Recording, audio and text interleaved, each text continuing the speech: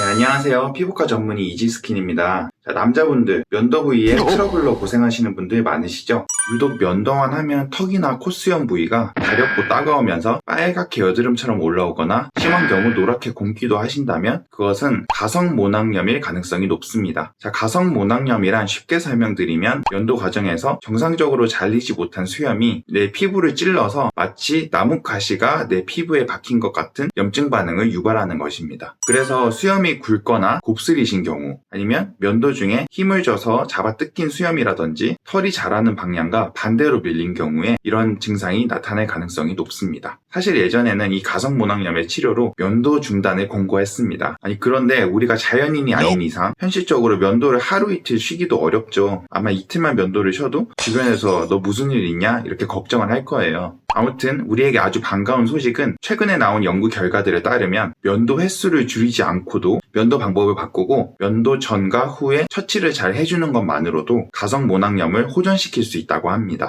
지금부터 가성모낭염을 예방하고 호전시키는 면도법을 알려드릴게요.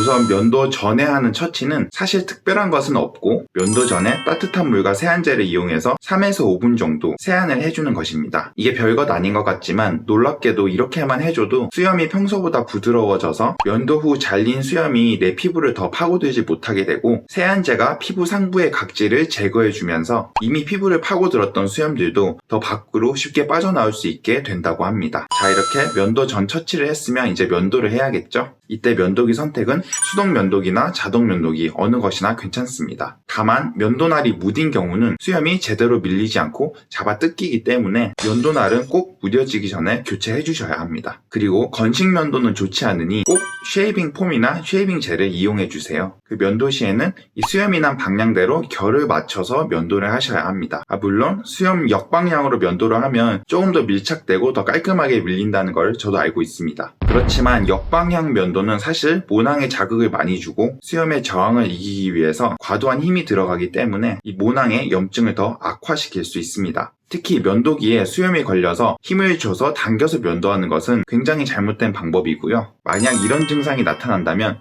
아까 제가 말씀드린 전 처치가 제대로 되지 않았거나 혹은 쉐이빙 폼이나 젤 사용량이 부족한 것일 수 있으니 다시 한번 조정을 해주셔야겠습니다. 면도 후 처치로는 면도 직후 바로 보습제를 바르기를 권장하고 있습니다. 사실 이때 얼굴에 쓰는 보습크림을 바르셔도 무방하지만 특별히 모낭이 많은 부위의 특수성을 고려한다면 전용 애프터쉐이브 제품들을 사용하시는 것도 괜찮습니다. 시중에 애프터쉐이브 제품들이 굉장히 많은데요. 제가 여기서 판매량이 많은 제품 4가지만 피부 타입별로 어떤 제품이 왜 추천되는지 설명드려 보겠습니다. 지금 말씀드리는 제품들 외에도 좋은 제품들이 굉장히 많지만 저는 제 개인적인 경험이나 인터넷에서 리뷰된 횟수나 주변에서 쉽게 구입할 수 있는 것 기준으로 해서 리스트를 작성한 것입니다. 첫 번째는 랩 시리즈에서 나온 3-in-1 포스트 쉐이브입니다. 이 제품은 수분을 잡아끄는 수분제랑 잡아끈 수분을 유지시켜주는 밀폐제 그리고 피부 연화제까지 3박자가 아주 밸런스가 잘 맞는 좋은 제품입니다. 그래서 지성이나 건성 모든 피부에 무난하게 사용하실 수가 있는데요. 다만 민감성 피부에는 자극적일 수 있는 멘톨 성분이 포함되어 있기 때문에 민감성이 심한 피부에는 추천드리지 않습니다. 그리고 참고로 이 제품에서 연화제로 사용하고 있는 사이클로펜타실록산이라는 성분은 실리콘 오일 성분인데요. 이 성분이 과다하게 체내 축적될 경우에는 암 발생과 내분비 교란을 유발할 수 있다는 연구 결과에 따라서 유럽연합국에서는 2020년 1월 31일 이후로는 화장품 총 중량의 0.1% 이상의 사이클로펜타실록산을 포함한 화장품을 판매하지 못하게 한다고 합니다. 사실 이 사이클로펜타실록산은 휘발성이 강한 물질이기 때문에 보통 체내에 잘 축적되진 않습니다. 그래도 이런 이슈가 신경 쓰이는 분들은 이 제품은 패스하시는 것이 좋을 것 같습니다. 두 번째는 이솝에서 나온 모로칸 네롤리 포스트 쉐이브 로션입니다. 이 제품도 수분과 밀폐 성분이 잘 조화되어 있고 특히 수분을 잡아주는 밀폐제 성분이 잘 구성이 되어 있어서 한번 발랐을 때 보습을 오래 유지시켜줄 수 있는 제품이기 때문에 특히 건성 피부에 추천드립니다. 그렇지만 이 성분들이 지성 피부에서는 모공을 막거나 여드름을 유발할 수 있기 때문에 지성 피부인 분들은 이 제품은 패스해주세요.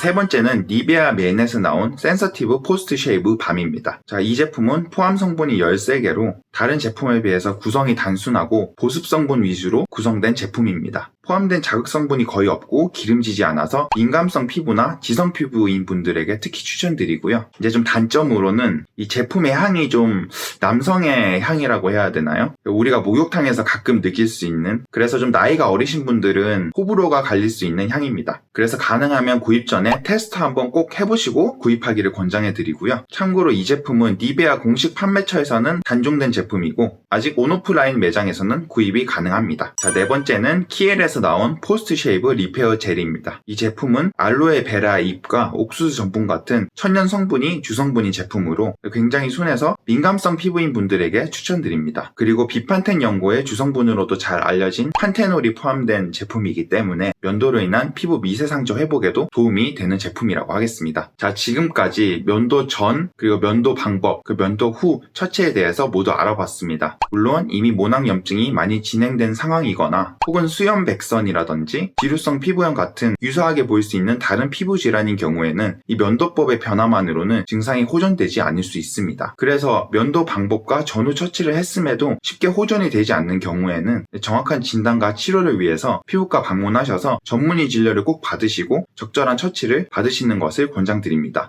네, 오늘 영상이 유익하셨다면 좋아요와 구독 한 번씩 눌러주세요. 감사합니다.